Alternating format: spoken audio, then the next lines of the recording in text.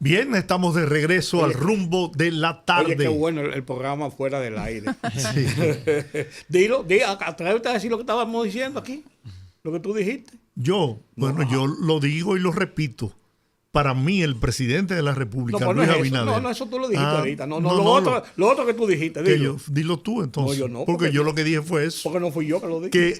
Que Luis Abinader, para mí, es un hombre honesto a toda prueba. Pero que eso no fue la discusión. Pero eso fue lo que yo dije. Eso nadie lo ha dudado. ¿Tú me quieres llevar para el centro?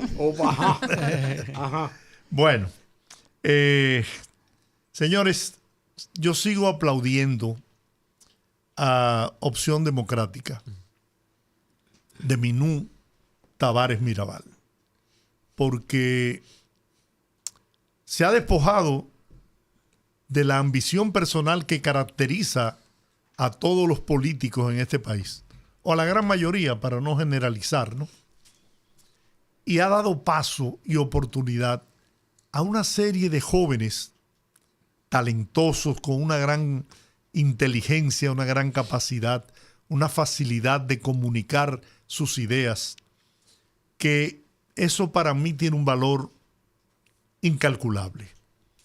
Un ejemplo, ya hemos tenido aquí a varios de los candidatos o posibles candidatos de Opción Democrática, pero hoy tenemos a un joven profesional brillante desde que era estudiante en el Colegio Babeque, sí. Quizás el mejor estudiante de su Babeque tenía que ser. De su promoción. Mis hijos son Babeque. Los míos también. Bueno, mi hijo fue compañero de José Horacio. José Horacio Rodríguez está con nosotros. Y de verdad que yo siento un gran regocijo al poder entrevistarlo, porque lo vi en sus travesuras de joven, ¿no? En el Colegio Babeque. Y hoy lo veo todo un profesional político lleno de cualidades maravillosas y que apuntan a que puede lograr ayudar a cambiar este país.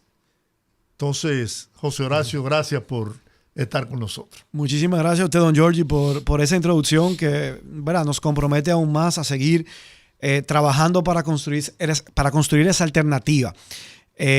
Como usted dice, yo lo conozco a usted de muy joven, como el papá de Cristian, y ahora para mí, ¿verdad?, es un gusto poder compartir en estos espacios y pensar en el bien del país, porque al final eso es lo que debe siempre unirnos en el quehacer político, pero también a la prensa, a los medios de comunicación, a los hacedores de opinión pública, quienes lo hacen con vocación, con convicción. Eso es lo que debemos poner siempre en el centro, y cualquier diferencia siempre que surja, cuando ponemos el país primero, permite siempre conseguir y llegar a acuerdos y consensos. Así mismo es, crear consenso. Así es. Mi primera pregunta sería la pregunta obligatoria. En estos días hemos tenido la oportunidad de ver este debate en relación a la Cámara de Cuentas y la crisis que viene dándose a lo interno y a lo externo, porque muchos de ellos se han dado a la tarea de violar quizás la integridad de una institución como esa tan delicada, dar entrevistas y exponer más de lo que está pasando. ¿Qué está sucediendo actualmente en el Congreso en relación a este tema? Bueno, nosotros fuimos de los solicitantes de que el Congreso tomara cartas en el asunto. Luego, sobre todo, de las últimas intervenciones públicas del presidente de la Cámara de Cuentas, en las que decía que se consideraba un preso de confianza, en la que decía que se habían celebrado plenos ilegales. Nosotros dijimos, bueno, el Congreso no puede mirar hacia otro lado. El Congreso tiene que prestar atención a lo que está pasando y conducir una investigación. Por eso depositamos una resolución nosotros, pero también otros 4 legisladores. Se depositaron en total 4 resoluciones solicitando lo mismo, que se iniciara un proceso de investigación para determinar si todo esto que ha salido a la luz pública se traduce o se configuran faltas graves que puedan justificar o motivar un juicio político según lo que se establece la Constitución de la República ante faltas graves. Y esa resolución se aprobó, se fusionaron las 4 iniciativas, se aprobó la resolución y esa resolución conformó una comisión especial a partir de esa resolución para que condujera la investigación. Esa comisión estuvo integrada por 17 diputados de todos los bloques, integrada y compuesta por diputados de los 8 bloques que tienen presencia en el Pleno de la Cámara de Diputados. Y ahí estuvimos formando parte de esa comisión que trabajó durante 45 días. En esa comisión analizamos toda la documentación aportada, porque cada uno de los integrantes del Pleno depositaron y remitieron documentación que entendían pertinente para la investigación y que sustentaban las denuncias que incluso públicamente habían hecho.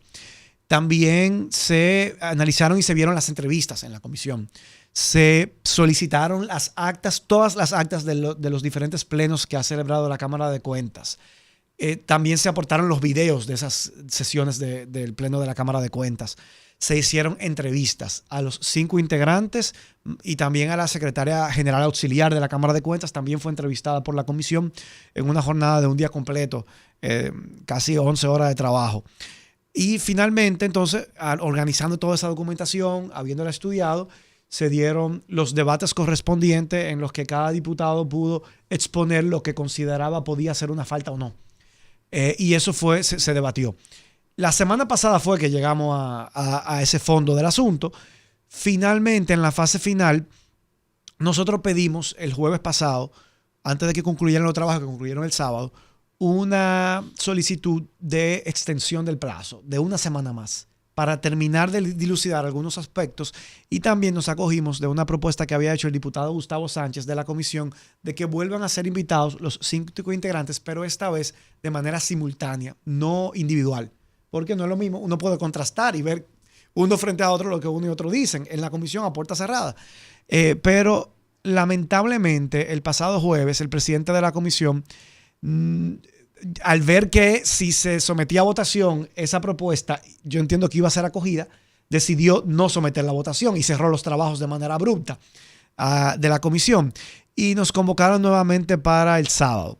Y el sábado ya fueron un poco alineados, se aseguraron de tener los votos que necesitaban y se beneficiaron de que muchos de los diputados de la oposición no estuvieron presentes el sábado, y finalmente rindieron un informe en el entendido de que consideraban que había faltas graves, reprochables a los 5 integrantes del Pleno, y rindieron un informe recomendando al Pleno de la Cámara de Diputados que presente una acusación formal al Senado contra los 5 integrantes del Pleno de la Cámara de Cuentas. ¿Usted no está de acuerdo con que ha habido faltas graves y considera que no es necesario el juicio político?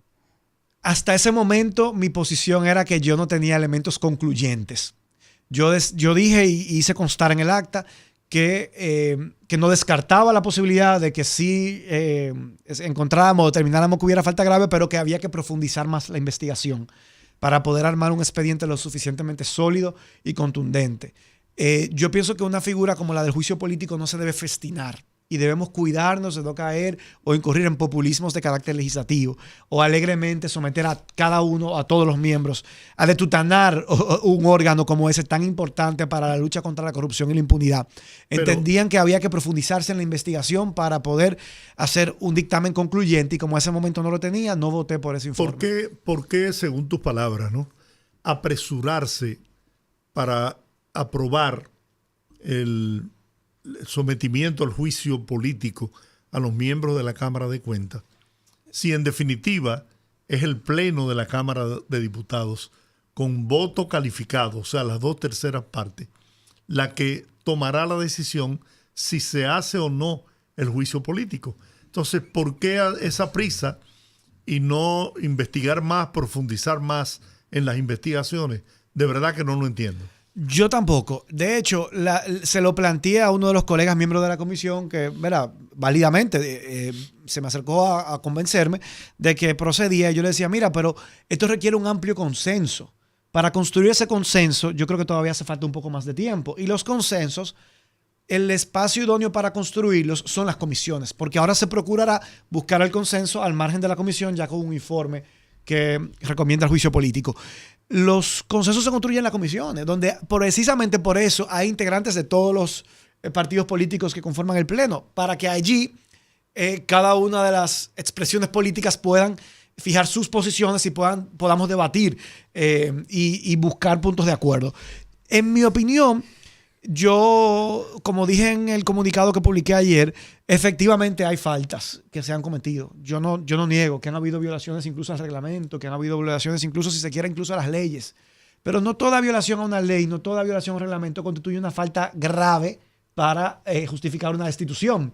Yo pongo como ejemplo, por ejemplo, en el pasado hay ejemplos, incluso por ejemplo con un caso tan importante como el Código Penal, que la Cámara de Diputados, yo no estaba en la Cámara de Diputados en esa época, pero eso está documentado, ¿verdad?, recientemente, que la Cámara de Diputados violó procesos, por ejemplo, para aprobar la última vez el Código Penal, que estaba conocida una observación y que al aprobar la observación no se la remitió al Senado y se la devolvió al presidente para que la promulgara.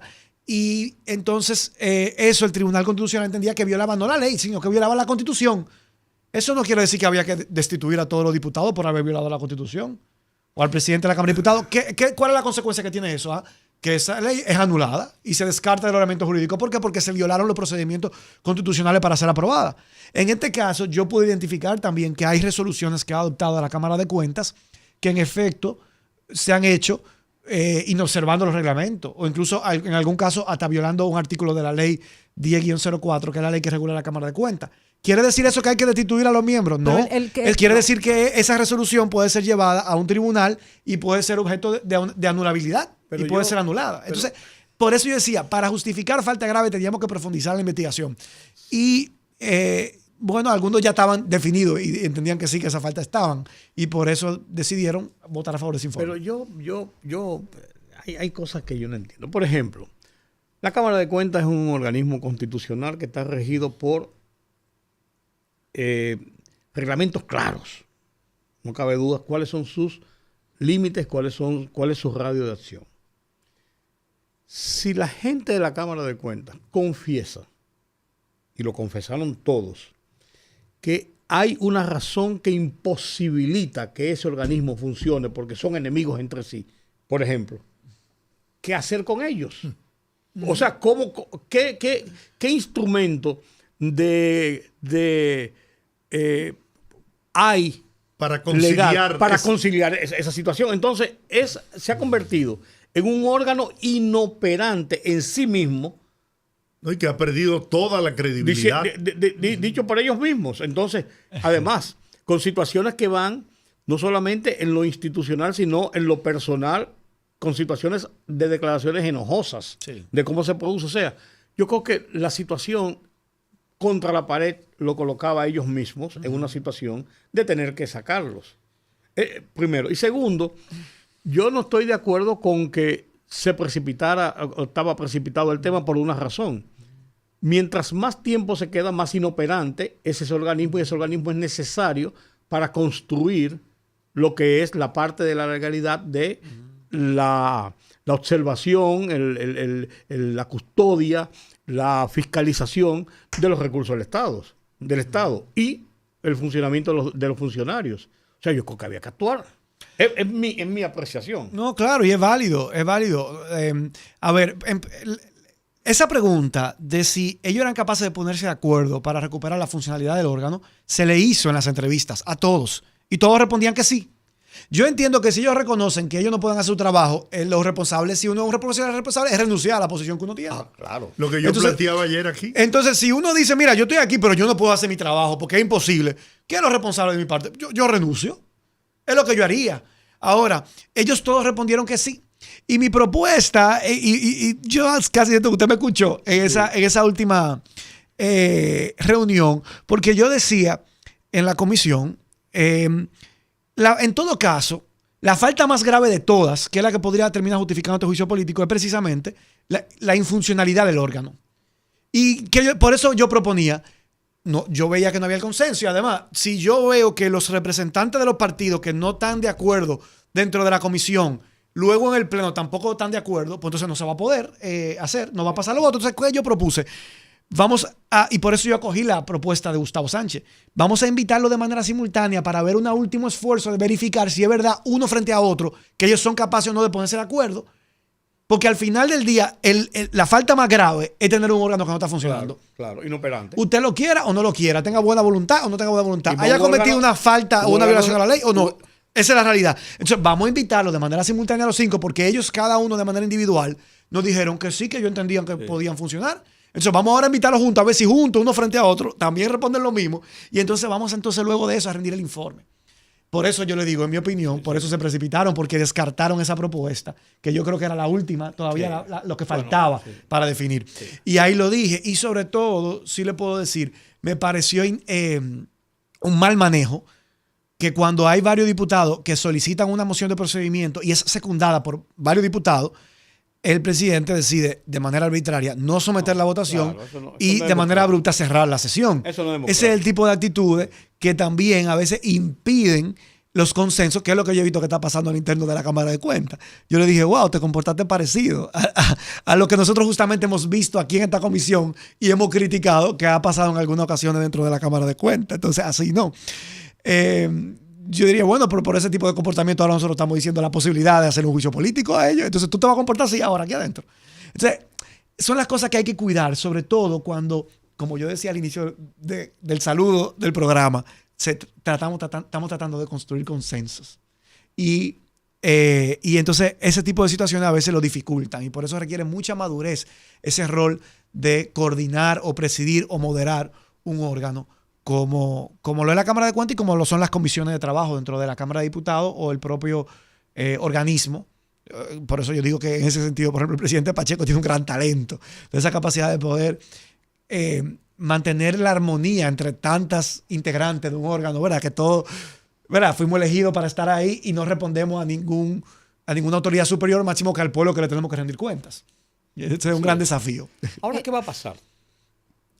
Bueno, habrá que colocarlo en la agenda del Pleno y el Pleno deberá ahora, los debates que estaban en la comisión ahora se deberán llevar al Pleno. ¿Algún tiempo fatal para colocarlo? ¿Se puede quedar ahí? Se puede quedar ahí. No hay ni la Constitución ni ninguna ley todavía establece plazos. Hay una deuda pendiente. Nosotros tenemos que aprobar una ley de fiscalización y control político que deberá regular, entre otras cosas, este tipo de procedimientos constitucionales como juicio político. Y es una ley que está pendiente de aprobación de hace más de 10 años en el Congreso. Ojalá nosotros lográramos que se aprobara. Ya queda poco tiempo a este cuatrenio. Bueno, yo tengo otra preguntita de un caso pendiente. En República Dominicana, un tema tumba al otro por lo general. Se pone un tema de moda, se le da su cuota de espacio en la opinión pública y luego simplemente es relegado por otro tema. Pero rara vez uno ve en cierta forma conclusiones al respecto. El caso del diputado Gutiérrez, que está sometido en Estados Unidos, está preso en Estados Unidos por narcotráfico. Hace unos meses se habló de una comisión para comenzar un proceso, ya que él continuaba e incluso el Estado fue demandado la Cámara por el tema de su salario. ¿Qué ha sucedido con esa comisión? Que se habló que en pocas semanas habría resultados y finalmente se quedó en el aire. Yo pensé que a esta altura ya se había rendido el informe, pero ese tema, como la comisión tiene el plazo vencido, se le da un plazo y el plazo está vencido. Cuando el plazo está vencido, los temas con plazo vencido pasan a colocarse automáticamente en la agenda del día, en lo que se conoce como la estructura 14, que es la última estructura de la agenda. Y está, si tú ves la agenda del día de hoy, está ahí en la estructura 14 el tema. O sea que tan pronto baja el informe, eso automáticamente sube a la estructura 12, que son los puntos para ser conocido una vez vienen los informes de las comisiones. O sea que en cualquier momento yo pienso que eso podría estarse conociendo. Porque ya tiene su punto reservado en la agenda. Me parece extraño porque yo incluso había oído como que ya ellos habían rendido un informe, pero el hecho de que no haya subido a la 12 quiere decir que el informe no ha llegado a la Secretaría General. Yo tendría que indagar con la colega Soraya, que creo que es la que preside esa comisión, para ver en qué ha pasado con el informe, por qué no ha subido. Pero sí, la verdad que se ha tardado más de la cuenta en darle salida a ese tema. Y el bajadero que se le ha buscado, me parece, es que se le sancionará porque el reglamento sí establece incluso la posibilidad de una destitución por acumular una cantidad de faltas. Y obviamente, como él está detenido en el exterior, tiene casi 2 años sin haberse presentado en el Congreso, el juicio se le hará por el tema de las faltas. Pero yo pienso que, una investigación seria debería ir un poquito más allá. Pero son faltas justificables, diría yo. Porque la verdad, no es porque no quiere, sino porque no puede. Yo pienso que lo que correspondía es porque al final él es un integrante del Poder Legislativo, un funcionario electo de la República Dominicana, de estado a estado. Si otro estado lo detiene y lo tiene detenido, Yo pienso que lo correcto hubiera sido que el Poder Legislativo, a través de la Cancillería, le solicitara la información al Departamento de Estado de los Estados Unidos, cuáles son los motivos que justifican su detención, para que el Congreso tome conocimiento de cuáles son las razones por las cuales oficialmente y los motivos que justifican eso, porque él no es cualquier ciudadano dominicano. Él es un funcionario de alto rango. Así es. Y entonces, en base a esa documentación que pueda aportar el gobierno de los Estados Unidos, incluso eso justificaría también, pienso yo, la posibilidad, porque ellos tendrán que aportar pruebas que tienen de cualquier delito que haya cometido, podría justificar también ser utilizado como elemento para un juicio político aquí también, que es la única manera de que él pueda perder su investidura, porque la Constitución no prevé, al menos que un legislador muera o que renuncie a su función, la única forma de perder su investidura es a través de un juicio político. Sí. ¿Estás en el ánimo de repetir como diputado? Bueno, sí, estoy en el ánimo. Es una decisión que deberé formalizar en los próximos meses, pero hasta el momento sí, me encuentro en el ánimo. Creo que el trabajo, mi paso por el Congreso ha significado, yo creo que una diferencia. Puedo verlo en muchos temas en los cuales sin mi presencia ahí quizá hubiera tenido otros resultados o no se hubieran logrado algunas cosas. Y creo que sí, que la ciudadanía necesita tener dentro del Congreso Nacional, el país necesita tener voces que permitan hacer equilibrio, que permitan hacer contrapeso, que permitan presentar temas que si no se presentaran como nosotros lo hacemos. El Congreso, mientras más diverso, más se parece a la sociedad dominicana, que también es una sociedad diversa. Y yo creo que el país se enriquece. Los gobiernos que hemos tenido, que han sido mejores, han tenido congresos que le hacen contrapeso. Y yo creo que es importante tener congresistas como yo me defino, que soy un congresista independiente, con criterio propio, que no simplemente estoy esperando una línea de un partido o de una élite empresarial que pueda tampoco controlarme, sino que estoy pensando, ¿verdad?, en base a mi formación, en base a mi historia familiar, en base a mis convicciones, luchando por lo que yo creo que es lo mejor para el país en cada iniciativa que se conoce. Y yo creo que hace falta más de eso. Hace falta más legisladores con criterio propio, con independencia, con vocación de servicio y con mucho deseo de trabajar, porque trabajo hay de sobra en el Congreso Nacional, y si bien hay muchos legisladores que trabajamos, bueno, quizás no todos, o sea, bueno, ese nivel de compromiso con el trabajo. Hay una listita por ahí de los que más faltan, y a mí realmente me llama mucho la atención esa lista. Yo tengo una inquietud que no quisiera que usted se vaya de aquí sin preguntarle. El Código Penal. El Código Penal de la República Dominicana es como el cuento de nunca acabar.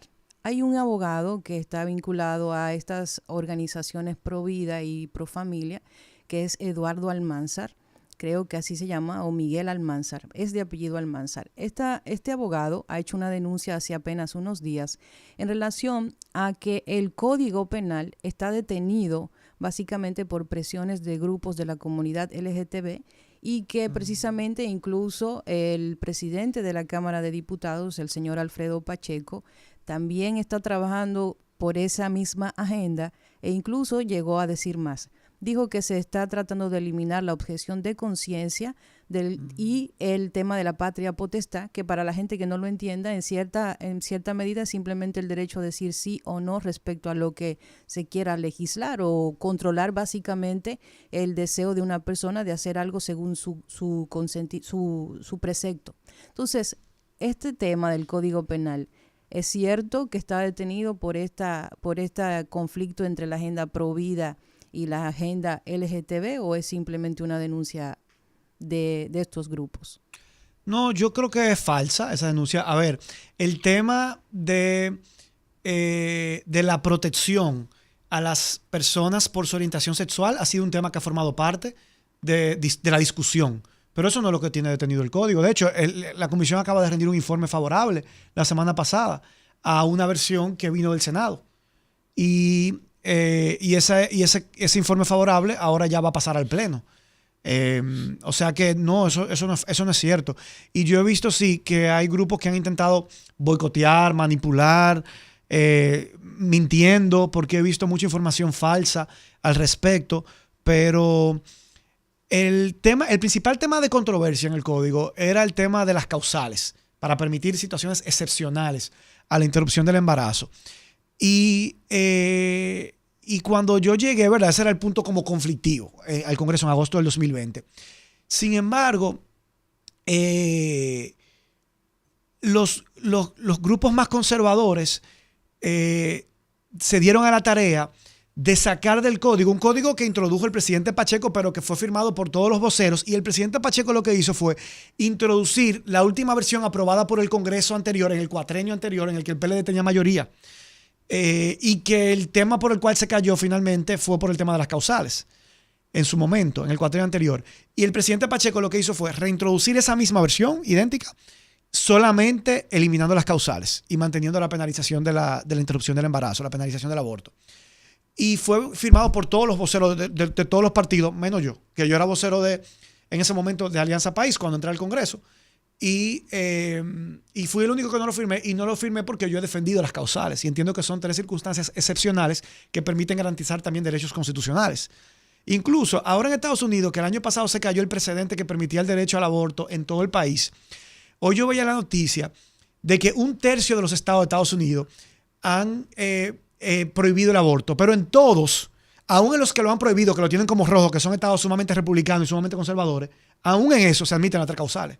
Porque las 3 causales se entienden como mínimos en todos los países del mundo para garantizar derechos fundamentales que una mujer no pierde o una niña pierde por verse en estado de gestación, que es el derecho a salvar su vida, el derecho a garantizar, ¿verdad?, su salud ante una violación, ante un incesto o ante una enfermedad que sea incompatible, ¿verdad?, con la continuación del embarazo, o un embarazo con malformaciones en el feto que sean incompatibles con la vida. Y entonces esos grupos conservadores, a pesar de que ya se les estaba complaciendo, digo ultra conservadores, a pesar de que se les estaba complaciendo con mantener la penalización del aborto, entonces quisieron ir a muchos artículos donde había elementos que podían proteger a las minorías por su orientación sexual, a eliminarlos. Y entonces en una lograron eliminarlos todos. Y eso es verdad que ha sido un tema de controversia, pero en la última versión, de 6 o 7 artículos donde había ese tipo de protección, se eliminó de todos, y en el único que se preserva en la última versión que aprobó la comisión es contra alguna forma de discriminación. Y yo no me imagino ninguna persona que por su creencia religiosa entienda que se pueda discriminar a alguien. Entonces no sé cómo lo podrían justificar. El artículo 185, como quedó aprobado, dice que tú no puedes discriminar a nadie por su color de piel, por su nacionalidad, por tener alguna discapacidad, por su estado de salud, por su opinión política, por su creencia religiosa, por su edad, no sé si lo dije, por su sexo, por ser hombre o mujer, y también por ejemplo, condición socioeconómica, lo dice, y también tampoco puede discriminar a alguien por su orientación sexual. Y yo creo que eso es algo que en su momento lo quisieron sacar, y nosotros logramos que no se sacara, que se preservara. Y en este informe... Pero eso no es algo que detiene el código. Entonces, creo que si se va a hablar, se debe hablar con la verdad. No se debe distorsionar, manipular o engañar. ¿Ese informe contempla la inclusión de las 3 causales? No lo contempla. No, por eso la misma versión del Senado, ¿no? Sí. Que la sacó. Sí. Con relación a lo del Senado, se le cambiaron 2 o 3 artículos. A uno de ellos también me alegro mucho que se le haya cambiado, porque tenía que ver con la violencia intrafamiliar. La versión que aprobó el Senado tenía un párrafo que decía que no se considera violencia intrafamiliar la disciplina bien aplicada en el hogar. Y tú dices, no, pero espérate. No se puede confundir una cosa con la otra. Puede haber violencia intrafamiliar que después un padre quiera decir, no, pero yo lo estaba corrigiendo. Espérate, si eso es violencia, es violencia. Entonces hay que ponerle un límite. Entonces se logró una reformulación de ese párrafo para que se pueda salvaguardar esa situación de que alguien no pueda venir a decir, no, yo lo estaba corrigiendo y disciplinando, y tú lo abimbaste de una manera se me fue la mano. Que lo dejaste tuerto al muchacho. Entonces eso la comisión lo corrigió, y para eso escuchamos asesoría del CONANI, del Consejo Nacional para la Niñez, también de UNICEF, que es el Fondo de Naciones Unidas para la Niñez, y de otras organizaciones que nos ayudaron a mejorar esa redacción de lo que tiene el Senado, para dejar desprotegido a la infancia dominicana ante posibles abusos que puedan venir disfrazados de disciplina. Yo te quiero preguntar algo antes que terminemos. En tu experiencia de 3 años en la Cámara de Diputados y conociendo lo que siempre se ha dicho de la Cámara, no voy a hablar del Congreso en sentido general, sino de la Cámara per se, ¿tú crees que ha cambiado la Cámara? ¿Que el organismo como tal, como un referente importante constitucional para la elaboración de leyes, para controles, realmente está cumpliendo su papel y ha cambiado en cuanto a lo que era anteriormente. Porque cuando tú dijiste ahorita, tenemos un proyecto de ley que tiene 10 años ahí, tú lo dices como una forma como tan común y uno dice, ¿cómo va a ser que tengan 10 años y este tema, por ejemplo, de lo del Código Penal, para mí, y excúsame, no es un asunto personal, porque tú formas parte de la entidad, es una vergüenza que tenga tantos años dando vueltas por no tomar una decisión que a final de cuentas van a tener que tomarla de una forma u otra. Así es. Entonces yo creo que no es correcto. ¿Cuál es tu juicio de valor sobre el Congreso? Yo creo que Entonces, está lejos de ser el Congreso ideal y la Cámara de Diputados ideal. De hecho, nosotros desde Opción Democrática estamos trabajando para llevar muchos buenos perfiles de gente con la formación, con la vocación, con el deseo de servirle al país, y estamos presentando buenas candidaturas en todo el país para mejorar ese Congreso y tener un Congreso más cerca de lo ideal. Pero yo creo también que este ha sido un Congreso productivo. Este Congreso le ha dado al país leyes que tenían también una década pendiente, como por ejemplo la ley de extinción de dominio, que era una ley que tiene una reserva en la Constitución, que desde el 2010 se ordenaba su aprobación. Y por fin se aprobó la ley de extinción de dominio. O la ley de ordenamiento territorial y uso de suelo, que también tenía como 15 años en el Congreso. Y este Congreso, este cuatrenio, esta matrícula de la Cámara de Diputados le dio al país, y al final, para aprobar la ley, es ambas cámaras. No es una responsabilidad única de una sola cámara. Porque recordemos que en el 2021 la Cámara de Diputados aprobó el Código Penal y se lo mandó al Senado. Después, ahora reciente, en febrero, el Senado lo aprueba y nos lo manda a nosotros. Entonces, la bicameralidad representa un desafío. Pero también hay otra ley, que es la ley de regiones únicas de planificación, que ahora aquí estaban los ministerios manga por hombro, porque cada ministerio tenía su propia distribución del territorio con regiones distintas unos de otros. Entonces ya ahora hay un mapa unificado de cuáles son las diferentes regiones para la formulación de políticas públicas. Y esa es una ley que también tenía como 10 años dando vueltas en el Congreso, y que este Congreso... Yo pensaba que eso se había olvidado. Este Congreso la aprobó. Pienso también que era un reclamo de organizaciones de sociedad civil que pintaban desde fuera que el país hay matrimonio infantil. Ya ese tema se acabó. Este Congreso aprobó una ley que dice aquí está prohibido el matrimonio infantil, y yo pienso que también es un logro. Entonces, ha sido un Congreso productivo. Y si uno se va a los numeritos, este ha sido un Congreso mucho más productivo que los Congresos anteriores. Ahora, hay otras críticas que se le pueden seguir haciendo. Y yo creo que todavía puede ser aún más productivo. Hay que mejorar la calidad de los representantes. Desde mi punto de vista, que me considero, ¿verdad?, un político progresista, quisiera tener un Congreso menos conservador. Ojo, no que todo el mundo... Al revés, yo digo, el Congreso, para representar bien a la sociedad, debe tener diversidad de sus integrantes, de corrientes de pensamiento. Deben estar todas las voces de la sociedad y todas las corrientes de pensamiento representadas allá adentro, porque así hace bien su trabajo de representar al país y de representar a la sociedad. Pero me gustaría que fuera un poquito menos conservador, en mi opinión. Me gusta que haya equilibrio, que un solo partido no pueda tener una mayoría absoluta para tomar las decisiones. Porque yo pienso que al final el país gana. Eso obliga a que se tengan que debatir a profundidad los temas. Que un partido no decida toda la vida del país en su dirección máxima, sino que haya que armonizar, negociar en el buen sentido de la palabra. Entonces, nada, vamos a tratar de que en el 2024 tengamos un Congreso mejor. Yo estoy trabajando para eso y estoy por eso apoyando buenos candidatos en Santiago, en La Vega, en San Juan, en la provincia de Santo Domingo, en San Pedro de Macorís, en Baní, que Opción Democrática está presentando, y que espero que puedan llegar muchos de ellos y ellas al Congreso Nacional a mejorarle la cara a ese Congreso. Bueno. Opción Democrática concertó un acuerdo electoral con el Frente Amplio, ¿no? Así es, para el nivel municipal y para el nivel congresual. Pero ese acuerdo no se circunscribe únicamente con el Frente Amplio, sino que nosotros seguimos conversaciones con otras organizaciones políticas para tratar de, a través de alianzas, lograr ganar más espacios de poder y de toma de decisión con gente que vaya a hacer buena política en esos espacios. Bueno. Oremos al Señor. Amén. Te alabamos, Señor. Esperamos verte de nuevo en la Cámara de Diputados. Muchísimas gracias, don Giorgio. Vamos a trabajar duro para eso. José Horacio Rodríguez, diputado de Opción Democrática, ha estado con nosotros en El Rumbo de la Tarde. Vamos a la pausa, regresamos en breve.